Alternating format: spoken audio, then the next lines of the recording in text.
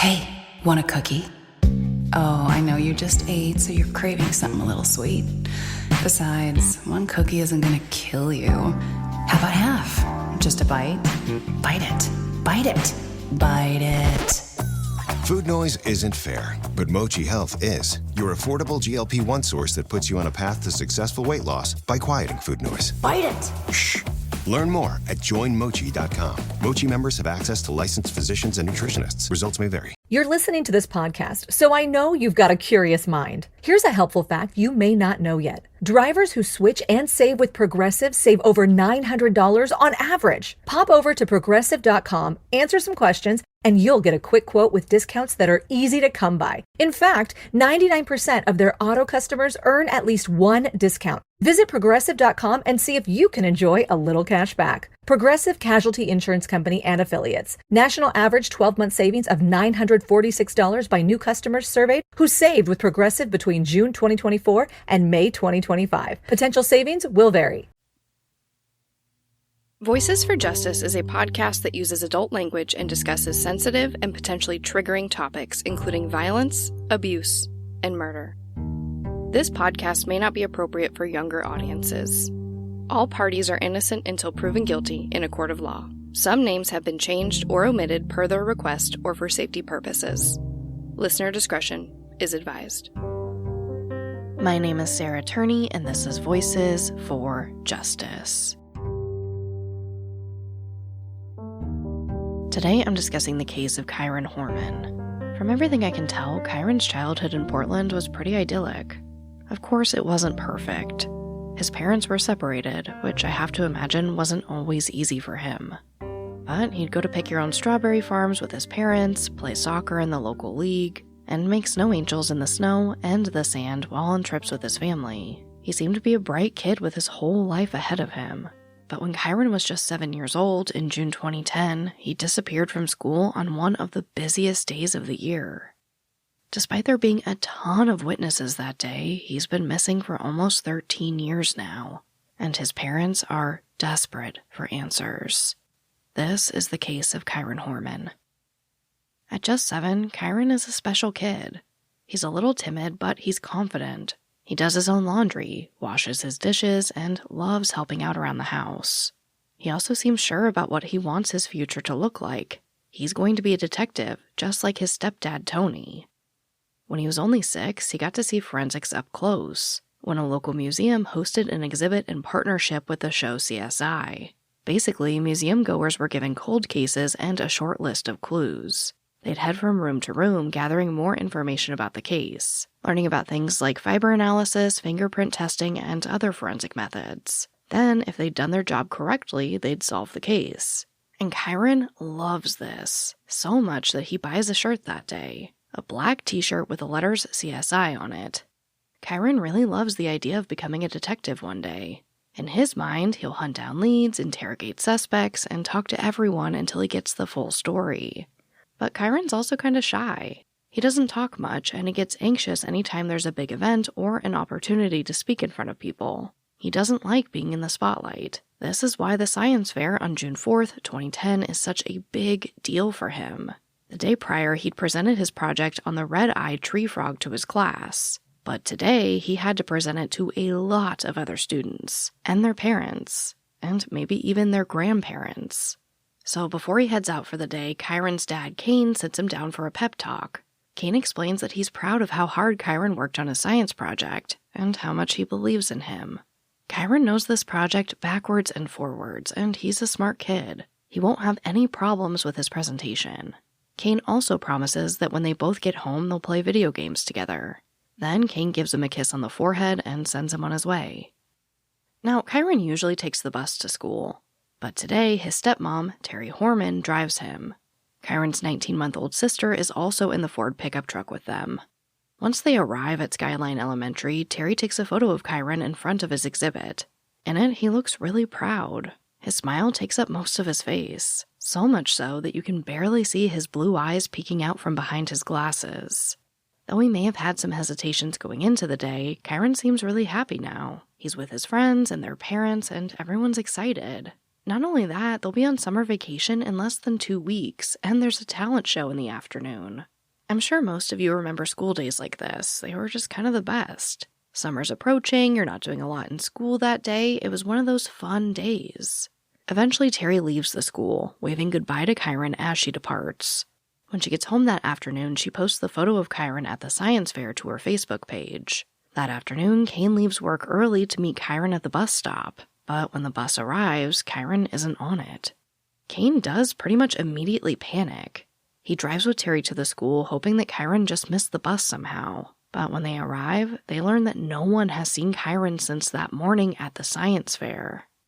The school explains that when Kyron's teacher took attendance at 10 a.m. that morning, he was marked absent. But nothing came of this because Terri had emailed the day before to let his teacher know that Kyron had a doctor's appointment later in the day, and that she'd be taking him out of school for a couple of hours. So when he's marked absent at 10 a.m., there's no call home, because it was considered an excused absence. But here's the thing, Kyron didn't have a doctor's appointment that day. Terri says his appointment was actually for next Friday, not this one, and that she'd been mistaken when she sent that email the day prior. This means that by the time anyone realizes Kyron's missing, he's been unaccounted for almost 7 hours. And as far as anyone can tell, Terri was the last person to see Kyron that morning. From here, the school calls 911, and authorities arrive on the scene in minutes. Right away, police contact Kyron's mom, Desiree, about the situation. Desiree lives a couple hours away, but she shares partial custody of Kyron, and when she learns that he's missing, she gets in the car for the long drive to Portland. By the time she arrives, it's after 9:30 p.m., and no one has seen Kyron in over 12 hours. In that time, Skyline Elementary has become a police command center. Desiree would later talk about how it felt like there was a city in the sky. Generators, stadium lights, and helicopters shining searchlights from the air illuminate the space. Media trucks and tons of reporters crowd the area. When Desiree finally arrives at Kane's house, it's almost as busy as the school. There's police and media along the driveway, and search teams scouring the land around the home. Inside, the kitchen is crammed with food from neighbors and friends who became aware of what happened. And as much as Desiree wants to jump right in and join the search efforts, she can't. She has to talk with police and with Kane and Terri first. Now, Desiree and Terri have, to put it lightly, a pretty terrible relationship with each other. While Desiree was pregnant with Kyron, Kane had an affair with Terri. I don't know how long their relationship went on, and it really doesn't matter for Kyron's case, but I do know that when Desiree was 6 months pregnant, she discovered letters from Terri to Kane describing why and how Kane should leave the marriage. Eventually, Desiree left, and Kane went on to marry Terri. Over the years, the two women figured out a way to co-parent, but it's always been challenging. And as you can imagine, things are very tense. Now, 7 years after all that happened, Desiree is standing in Terry's kitchen, trying to make sense of how they got into this awful situation. And she can't stop thinking about Terri being the last person to see Kyron that day. Later that night, Terri hands Desiree a piece of paper with Kyron's photo on it, and a chill runs down Desiree's spine. It's a picture from the science fair earlier that day, and Kyron is wearing his CSI shirt, the one he got at the museum, the one he loved so much. And looking at this photo with Kyron smiling back at her in that shirt, Desiree is beside herself. But before she has a second to think, Terri chimes in and says it's kind of interesting that he picked that shirt, right? Desiree's stomach churns. It's a moment that would always stick with her. This episode of Voices for Justice is sponsored by Chewy. If you have pets, you probably know about Chewy, and you also know that when they say that they have everything you need to keep your pet happy and healthy, they're not messing around. To keep them happy, Chewy has over 100,000 products from all the brands my pets love at prices I love. To keep them healthy, Chewy offers pet prescriptions, pet insurance, telehealth vet visits, and they're even rolling out vet clinics across the country. I've been shopping with them for a very long time. And in addition to the auto-ship feature that gets the dog's food to them every single month, I also love to experiment with different treats. But I'm a bit picky. For me, it has to be high quality with simple ingredients. I recently picked up treats from Shepherd Boy Farms that are 100% just chicken breast. Popcorn and Heber are already obsessed. Chewy has everything you need to keep your pet happy and healthy. And right now, you can save $20 on your first order and get free shipping by going to chewpanions.chewy.com/SarahETurney. That's chewpanions.chewy.com/SarahETurney to save $20 on your first order with free shipping. chewpanions.chewy.com/SarahETurney. Minimum purchase required. New customers only. Terms and conditions apply. See site for complete details. You know that thing where you get an amazing pair of shoes at a really great price and want to tell everyone about it? Yeah, so do we.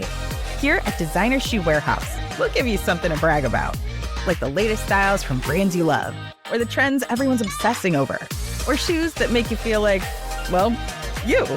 So go ahead, show off a little. Find shoes that get you at prices that get your budget. Head to your DSW store or DSW.com today. DSW, let us surprise you. At some point on the first night, police approach Kane with a proposal. They want him to wear a wire and record all the conversations in the home. This is a huge step so early on in the investigation, and I don't know much more about it. But I do know that it didn't take much for Kane to get himself wired up. It seems like he's willing to do anything and everything that the police are advising if it means getting Kyron home. So Kane wears the wire around the house to record conversations with Terri, Desiree, and Desiree's husband, Tony. But not much comes of this because Terri finds the wire soon after he starts wearing it.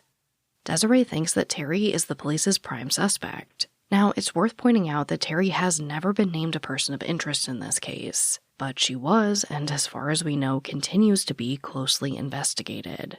Police interrogate Terri a couple times over the weekend. And during that time, her story about that day changes and changes and changes. First, there are some discrepancies about when she left the school and how. She had originally said that she waved goodbye to Kyron from a stairwell, but when police point out that this would have been impossible given that a wall partially blocked the view, she changes her story. After leaving the school, Terri said that she'd gone to 2 local grocery stores. Police did find videos of her at the stores, but they were never able to find the item she says she bought that day. Then at some point in the interviews, Terri adds that she had also visited a Michael's Arts and Crafts store that morning, but she never went in because there was a long line. And when police went to verify this part of her alibi, they learned that virtually no one visited the store that morning, and there were no lines. There's also this issue about the gym. As Terri walks through her day, she explains that she went to the gym that morning around 11:40 a.m., but police discover that she'd actually clocked into the gym at 12:20 and left 22 minutes later without working out. She did talk to a couple of people while she was there, though.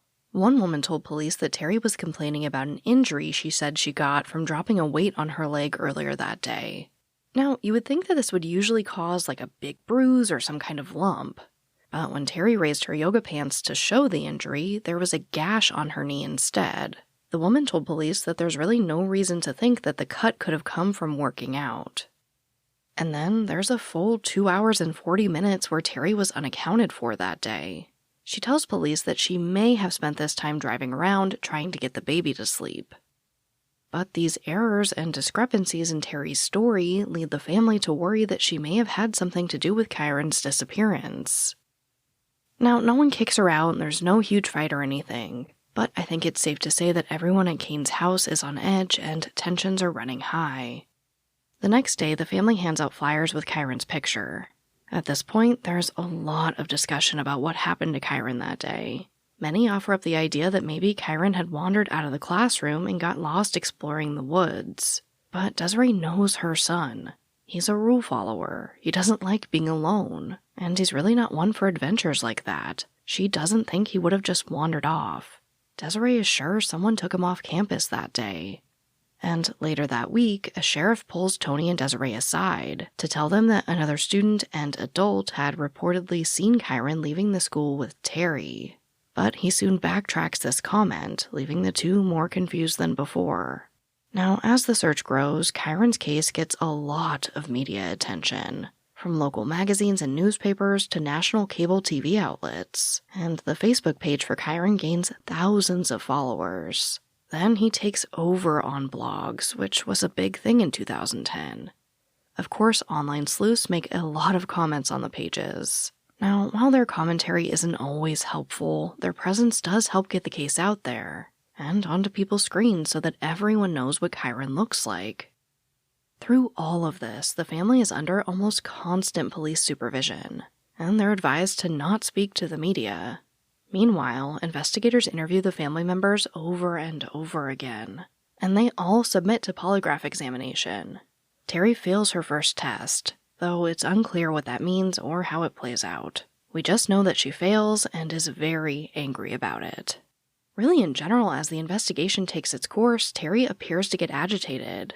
She's reportedly upset that the police aren't telling the family a lot about the investigation. She's not happy that she seems to be a suspect, even though police never actually name her as a person of interest or a suspect. And she's reluctant to hand over her phone or social media profiles to police. But during this time, the search continues and widens to Sauvie Island. It's an area with thousands of acres of wetlands. Hundreds of volunteers are searching the area daily, and there are multiple detectives assigned to Kyron's case.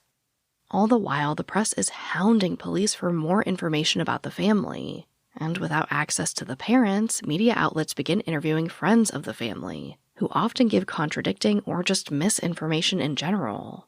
Some say that Desiree and Terri were longtime friends. Others say that Desiree was an absent mother. And others say that Kyron actually called Terri mom, not Desiree. Now, as far as I can find, none of these things are true.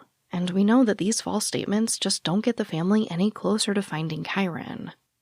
But on June 11th, police finally give the green light for Desiree, Kane, Tony, and Terri to speak to the public. The family gathers at Brooks Hill Church, just across the street from Skyline Elementary. As Desiree enters the church, she starts to feel sick. Like her knees are going to stop working and she'll collapse onto the ground. And when it's time for the family to speak, her husband Tony steps forward. Police had asked him earlier if he would be willing to speak to the group. Desiree, they said, was too emotional and wouldn't be able to get the point across. It's a heartbreaking image. You can hear the search helicopters as Tony starts speaking. And he speaks directly to Kyron, quote, "We miss you. We love you. We need you. We're doing everything we can to make sure you get back to us as soon as possible." End quote. After Tony, Kane speaks. He doesn't say much, but he does thank the media for circulating Kyron's photo far and wide. And he asks that they continue to do that. Get Kyron's face out there to every single person in the country. Help us find him. As the press conference wraps up, police ask Terri and Kane to come to the station for another interview. They want Terri to submit to another polygraph because she'd failed the first one. Terri does agree to the second test, but it doesn't last very long. I don't know why or how, but at some point, Terri stands up, refuses to continue the test, and walks out. Later that afternoon, both pairs of parents are asked to meet with detectives. It's now been a week since Kyron went missing. During the meeting, police explain that they're now looking at this as a criminal investigation, and that it's unlikely Kyron will return home alive. This news hits Desiree like a ton of bricks. Her husband Tony is a detective, so on a theoretical level, Desiree understood that sometimes missing children are not found alive. But on a personal level, she can't believe it. I imagine she doesn't want to believe it. I mean, who would? I'm sure in her mind, the idea that Kyron would return home alive was a given. He'd reappear. Maybe Desiree would get full custody, and then they could put this nightmare behind them. At this news, Desiree begins to sob. The entire event feels so unreal to her. But she tells herself that if police are viewing this as a strictly criminal investigation, that must mean that justice will be served to whoever took Kyron that day. Now, I don't know how Kane and Terri react to the news, since much of what we know about this case comes from interviews that author Rebecca Morris did with Desiree for her book Boy Missing. But I do know that Kane has been deeply engaged in every step of this investigation. Days pass and leads build, but nothing seems to get police any closer to a break in the case. But then, finally, some good news. On June 15th, Clear Channel donates 30 billboards dedicated to Kyron, 10 are in English, 10 are in Spanish, and the last 10 are in Russian. By June 18th, police seem to have really narrowed down their search. They hand out flyers at Kyron's elementary school with 3 photos. One of Kyron on the day of the science fair, one of the white truck he'd been driven to school in, and one of Terri Horman. Police say they want to distribute this flyer in hopes that it will jog the memory of students and families who were at the school that day. As far as I could find, it unfortunately doesn't, but the next day, Terri agrees to a 3rd polygraph. She fails this one too, though it's not clear what happened during the session. As far as we know, this is the last time Terri speaks to police about Kyron's case. Over the next 2 weeks, there's little movement. Desiree and Tony go back to their house 4 hours away from Portland, but they do regularly drive back into the city for meetings with police and to aid in the search effort. Kane continues to live with Terri, but their relationship is tense. By now, Kane is a really big figure in the investigation. He's basically the police's way into Terri. Authorities hope that Terri might confide in Kane if she did something, and he'll be able to relay that information to them. Then, on June 27th, Kane, Desiree, and Tony are called into a meeting with detectives. There's been a break in the case that's apparently so serious that Desiree and Tony need to drive to Portland right away. They're all instructed to meet with authorities at a local hotel, and no one is allowed to enter Kane's home until they talk with police. Once the group gets to the hotel, authorities finally share the news. While looking through Terri's email, they learn that she offered a landscaper a large sum of money to kill Kane. In other words, she hired a hitman. Now, this happened just weeks before Kyron went missing, and this landscaper apparently wasn't the only person Terri had approached about killing Kane. She'd actually reached out to another hitman about 5 months before that, in December 2009. In this meeting, the family also learns that in the weeks leading up to Kyron's disappearance, Terri had been emailing a friend about how much she disliked her stepson. And then, police confirm a statement that they'd previously backtracked. They now have 4 witnesses who claim they saw Kyron leaving his school with Terri the day he disappeared.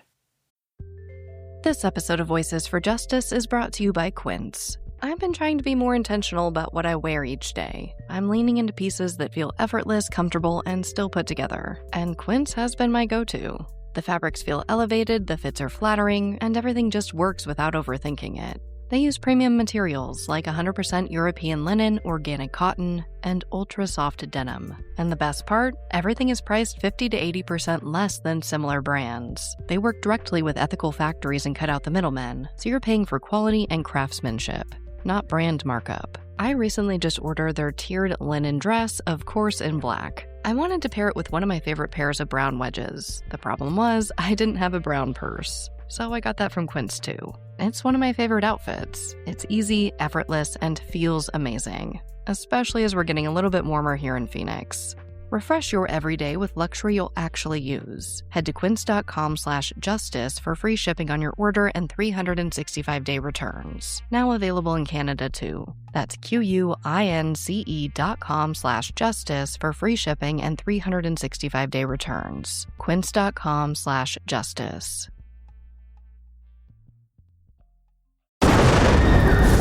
What they did to your family, you're lucky to make it out alive. Streaming on Peacock. These men are going to come after me. Taking them out is my only chance.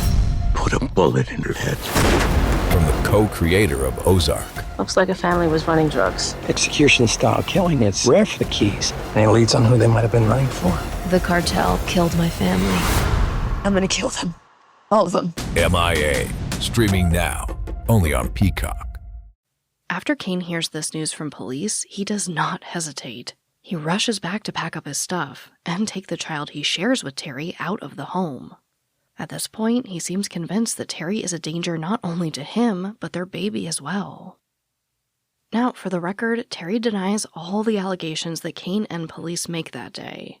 She says that the landscaper had lied to police because he wanted payback for Terri refusing to have sex with him earlier that year. As far as I could find, that claim has not been backed up by any evidence or statements, but she sticks to the story. After Kane moves out, Terri calls his behavior ridiculous. These words don't do much to sway Kane, though. Soon after, he files for divorce, gets full custody of their child, and a judge prohibits Terri from visiting either of them. Almost immediately after Kane moves out, one of Terri's friends, Dee Dee Spicer, moves in. Dee Dee actually looks a lot like Terri. She's got red curly hair, and she loves fitness too. In 2009, she lost her job and had been living on unemployment, working random jobs that she could find here and there. By the summer of 2010, when Kyron disappeared, Dee Dee's working on a lavender farm near Kane's home. When Kane was asked for a list of Terri's friends to interview and talk with, Dee Dee was on it. So when she moves in with Terri after Kane and his daughter left, police take notice. When authorities look closely at Dee Dee's alibi, they note that there are 2 hours on June 4th where she had been unaccounted for. In fact, Dee Dee's coworkers noticed her absence that day because it was so out of the ordinary. Apparently, the group usually ate lunch together on the farm, but Dee Dee left abruptly at 11:30 and didn't join them for the meal. It's not at all clear where she went, but her car was left at the farm, and she returned about 90 minutes later. Now, to be fair, this farm is hundreds of acres, so it is entirely possible that Dee Dee just wanted some time to herself that day. But that's apparently not what police think, because a couple weeks later, they release a new flyer. On this one, there's a photo of Kyron, a photo of the truck, a couple photos of Terri, and 3 photos of Dee Dee. But again, not much comes of it. Weeks pass, then months. Desiree and Kane appear on Good Morning America, on the Today Show, and even on Oprah. By now, they'd really gotten used to these kinds of appearances. They would talk about the day Kyron went missing, what kind of kid he is, what foods he likes, and then sometimes Desiree would turn to the camera and make a direct plea to Terri, begging her to cooperate with investigators. These appearances do help keep Kyron's name in the media, which in turn keeps the search going. After 6 months, a sheriff gives a progress report to the Oregonian, the local paper. In it, he admits that he's losing confidence in the investigation. He shares that over the last 6 months, they've conducted 646 searches, collected over 4,000 tips, 40 witnesses appeared before the grand jury, and to date, the investigation had cost $1.4 million. Kyron's disappearance has become the most expensive search effort in Oregon's history. And yet, Kyron was still missing. This, in turn, leads to commentary in the local community about how much the county, state, and federal authorities should be spending on one case. In an op-ed published earlier that year, a guest columnist for the Oregonian wrote, quote, "Can we ask some awkward and impolite questions? How much should society spend to find him?" End quote. Later, when asked about this op-ed, Desiree simply said, "It costs what it costs." A couple months later, in early 2011, the county government makes the hard decision to scale back the investigation to just one detective. But around the same time, the FBI adds 6 agents to the investigation. As the first anniversary of Kyron's disappearance approaches, media interest in his story picks up again. New billboards for Kyron go up around town. On Saturday, June 4th, 2011, Kane leads a team of volunteers as they work together to beautify the ground outside of Skyline Elementary. It's the same area where a memory wall had been set up for Kyron just days after he disappeared.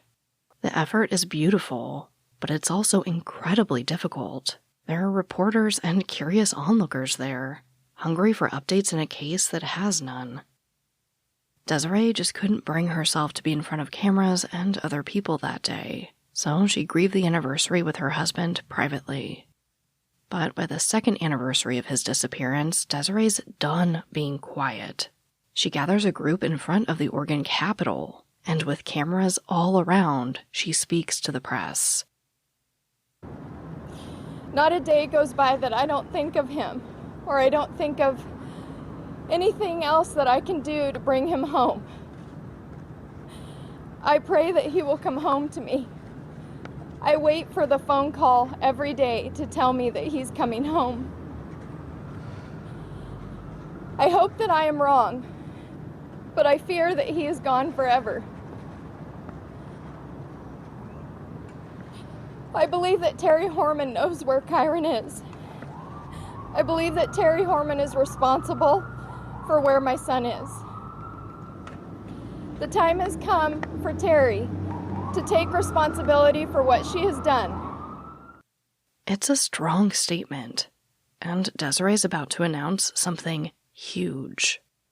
It's been 2 years now, and although I believe that eventually the criminal justice system will take action against Terri, I have made the decision at this time to bring a lawsuit against her. In this lawsuit, I'm asking the court to compel Terri to tell me where Kyron is.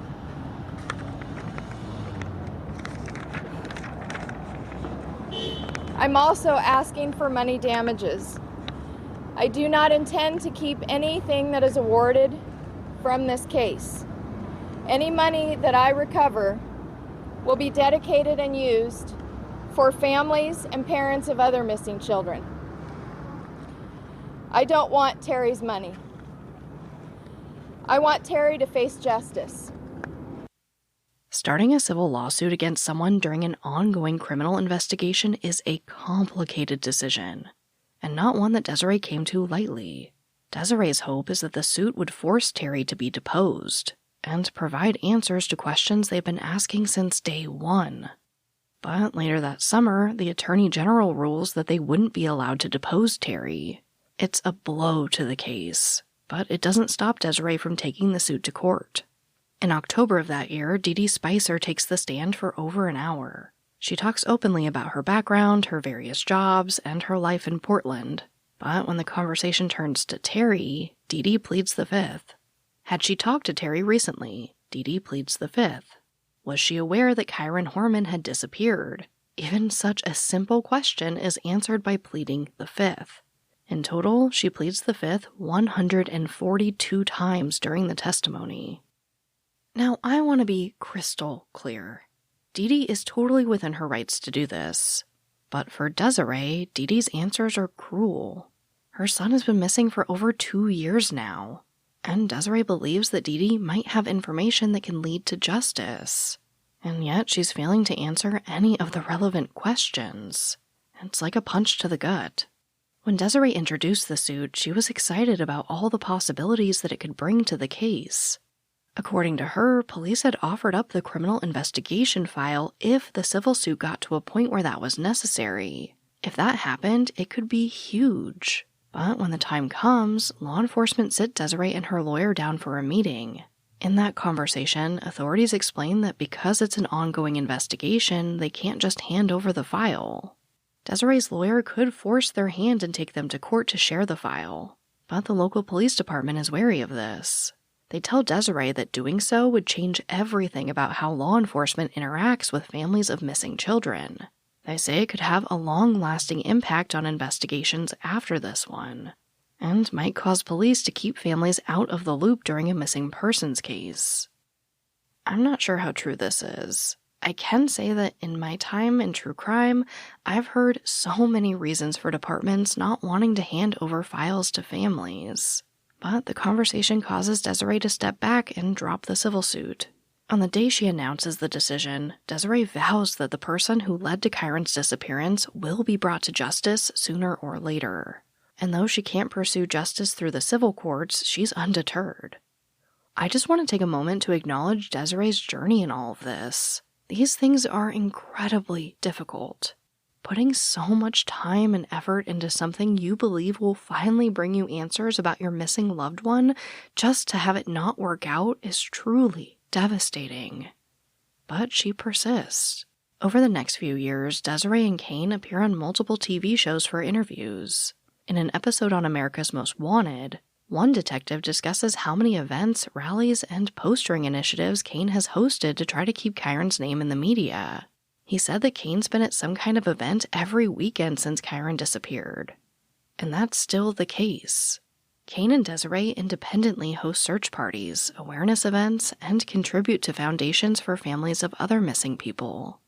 One of the Facebook pages run by a family member posts just about every day with photos, thoughts, and ideas about Kyron and the case. Through all of this, Desiree and Kane maintain their belief that Terri is tied to the case somehow. It's kind of impossible for either of them to talk about Kyron's disappearance without bringing up Terri. In 2014, the negative press about Terri appears to reach a tipping point. In August of that year, Terri appears in court with a request to change her name to Claire Sullivan.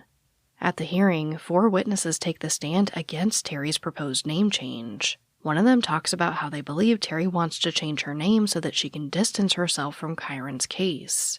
Now, this perhaps is enough to move the judge, because in the end, he decides to not grant Terri the name change. He says that until Kyron's case has been resolved, it's just not in the public's best interest for Terri to change her name. For those who think Terri may have had a role to play in Kyron's disappearance, this minor win is a big victory. It means she can't just slip by unnoticed. Now, every couple years, the National Center for Missing and Exploited Children releases a new age-progressed photo of Kyron. While these pictures bring new hope to the case, they can also present new, complicated feelings. Here's Desiree again. It's extremely hard. Every age progression that we do is rough because you see the life that you're missing out on. You see your child. It's a sad fact. Even though these photos are advancing the case, they're also a painful reminder of how much time has passed. But with that pain comes hope. Which brings me right to our call to action. Please circulate the age-progressed photo of Kyron. Let's keep the pressure on his case.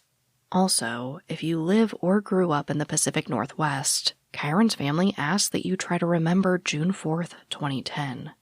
And when I think about that day and the people in our community, I keep wanting to reach out to them and just get them to think through that day again and not just look for things that stand out that were not obvious, but think about the obvious. Think about what you did that was just normal, plain faces that you would normally see there. And retrace some steps. Look through the things that they have. If they have photos or even paperwork from that day, come bring it in. Come turn it in. There could be something in the background of a photo. There could be something on a document that has a timeline or a date stamp on it that could help.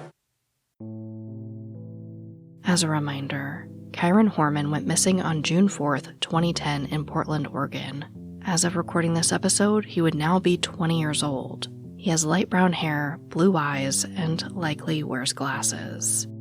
If you have any information about Kyron's disappearance, please contact the Multnomah County Sheriff's Department at 503-988-0560. If you want to learn more about Kyron's case, because this really just scratches the surface, I highly recommend reading the book Boy Missing by Rebecca Morris. It was incredibly helpful in creating this episode. But, as always, thank you, I love you, and I'll talk to you next time. Voices for Justice is hosted and produced by me, Sarah Turney, and is a Voices for Justice media original. This episode contains writing and research by Amber Von Schassen, edited by Kate Gallagher. If you love what we do here, please don't forget to follow, rate, and review the show in your podcast player. It's an easy and free way to help us and help more people find these cases in need of justice. You can also support what we do here on Patreon at patreon.com/voicesforjustice. And for even more content, check out my other podcast, Disappearances, only on Spotify.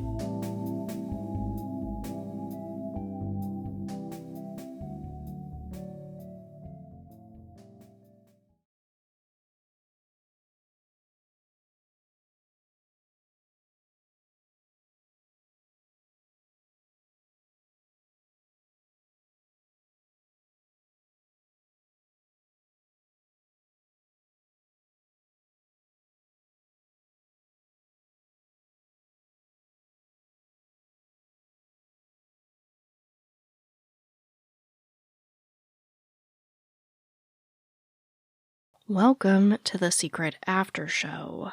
Now, I've wanted to cover Kyron's case for a very long time. I mean, I read Rebecca's book, I think about 2 years ago, almost when I started covering other cases on this podcast. I mean, Kyron has been on my list for a long time.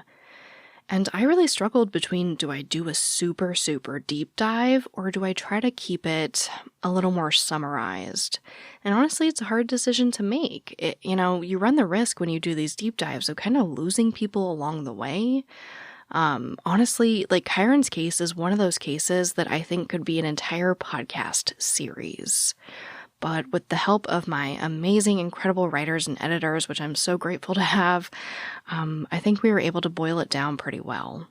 Now, what I wanted to talk to you guys about here in this after show was something that was really hard for me to keep commentary out of the episode about, and you might have guessed it, that is the discussion about, the cost of an investigation.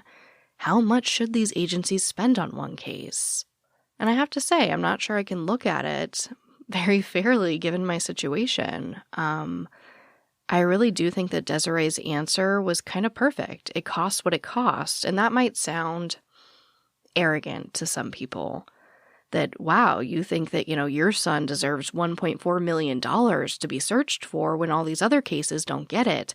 And that's a fair fight. That's a totally fair argument. There are so many cases that don't get the same resources as other cases, and that's a very important issue. What's hard for me is if that's your kid, your loved one, you might see it differently. What kind of cost can you, in this case, really, what cost can you put on a life? What cost do you put on returning a child to their home if they're being sex trafficked or human trafficked in general? What is the price of a resolution? How much should we spend on closure, for lack of a better term, or answers? Now, I don't have the answers for you. I think if someone told me in the midst of my sister's investigation that they were spending too much money, I might have lost my mind, to be totally honest. Because again, I can't look at these things perhaps as fairly as somebody more removed from situations like this. So I feel like Philip DeFranco, if anybody watches that out here. But I want to throw it back to you guys. I would love to continue this discussion with you on social media. If you guys join me here for these secret after show moments, I don't love putting it in the main episode, but I would love to have that discussion with you on social. Let's talk about it. What do you think? I feel like because of my personal experience, perhaps I'm not seeing it clearly. So do you think that there should be a cap on these investigations? Should there be a budget for something like a missing child? Should they only hit, $500,000 or $1 million? What do those numbers look like? Should those numbers be in place? I would love to hear from you. But that's really all I have for you this week. So, as always, thank you for tolerating me. I love you, and I'll talk to you next time.